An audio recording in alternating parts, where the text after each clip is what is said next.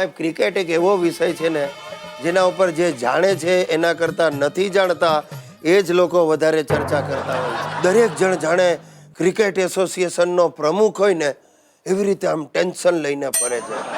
અમારો દૂધવાળો સવારના પોરમાં સુશીલા સાથે ચર્ચા કરતો હતો, બેન આ બોર્ડવાળાને શું થયું છે, ધોનીને ઓપનિંગ? અરે ભાઈ તું તારા ઓપનિંગની ચિંતા કરને, તારે ને ક્રિકેટને શું લેવા દેવા? ના વટ તો પાડવો જ પડે ને. આ મારો ચોકીદાર, એનો પગાર માંડ 2500 રૂપિયાનો છે, પણ 15 જણા સાથે એણે વર્લ્ડ કપ કોણ જીતશે 5-5 હજારની ચેલેન્જ મારી છે. બોલો. ને હિત્યો તો જાણે ICC નો ચેરમેન હોય ને બસ એવી જ રીતે સ્ટેટમેન્ટો આપે છે.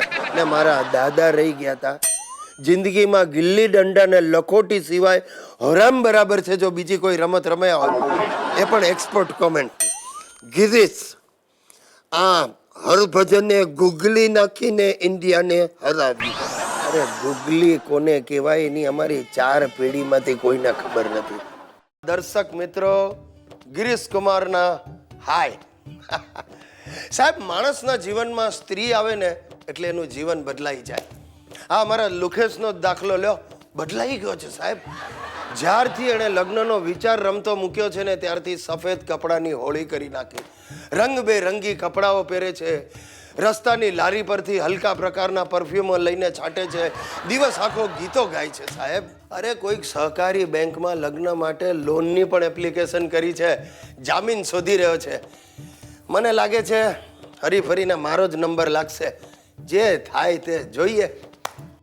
चांदी जैसा रंग है तेरा, सोने जैसे बाल, एक तू ही धनवान है गोरी, बाकी सब कंगाल. એ કંગાલ, આ શું વેશ કાઢ્યા? લવ લુક. લવ લુક. ગિરિયા, આજકાલ હું 24 કલાક પંકજ ઉદાસની ગઝલો જ ગાય રાખું છું. એ ભાઈ તારી સ્પીડ ઘટાડ ને તો ક્યાંક પંકજ ઉદાસમાંથી અનુપ જલોટા થઈ જઈશ ને ભજન ગાવાના વારા આવશે. ऐसी लागी लगन मीरा हो गई मगन. ગિરીશ, આ કમાલ છે નહીં? શું મીરા મગન કેવી રીતે થઈ હશે? સાલા તું લમણા લેવાનું બંધ કર ને જો સાંભળ. હે લુકેશ, મેં છે ને 2-4 જગ્યાએ તારા માટે વાત ચલાવી છે. ના ભાઈ, 2-4 જગ્યાએ આપણાથી નહીં પહોંચાય. મારે તો એક જ કન્યા સાથે લગ્ન કરવા છે.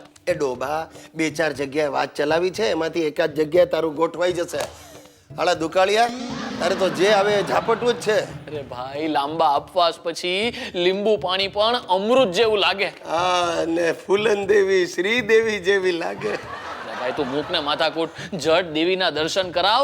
મારે ઉદ્યોગપતિ બનવું છે. ઉદ્યોગપતિ એટલે પતિ બનીને ઉદ્યોગ શરૂ કરવો છે. હવે આ ગાંડી ઘેલી વાતો બંધ કર ને સાંભળ.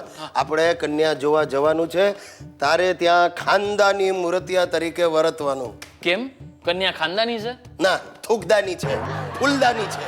અરે ભાઈ, હું કહું છું એમ કર ને તો ઘંટડી વગાડતો રહી જઈશ. ઘંટડી નહીં ગિરિયા, ઘંટડી નહીં. હવે તો લગ્નના બેન્ડ વાજા જ વગાડવા છે. બસ તો કાલે સરસ મજાની શેરવાની ને પાયજામો પહેરીને આવજે, વટ પડે. તારી શેરવાની મને થશે નહીં ગિરિયા. એક કામ કર ને, 900 રૂપિયા આપ, સેલમાં જઈને ટનાટન નવી શેરવાની લઈ આવું. વારે તહેવારે કામે લાગશે. પેલા પૈસા મારે આપવાના? અરે તારી જ આબરૂ વધશે દોસ્ત. હું તો કહું છું ગિરિયા, 1800 આપ, આપણે બેવ ખાનદાની લાગશું. ના, હું તો ખાનદાની છું જ. અલે 1000 છે, 100 પાછા લાવ. રિક્ષાના 100 રૂપિયા કોણ આપશે? ચાલો નીકળો. ચાંદી જૈસા રંગ હૈ તેરા, સોને જૈસે બાલ. લાગે છે આ લુખ્ખાનું ઘર પણ મારે જ ચલાવવું પડશે. ફેરા જાતે ભરે તો સારું.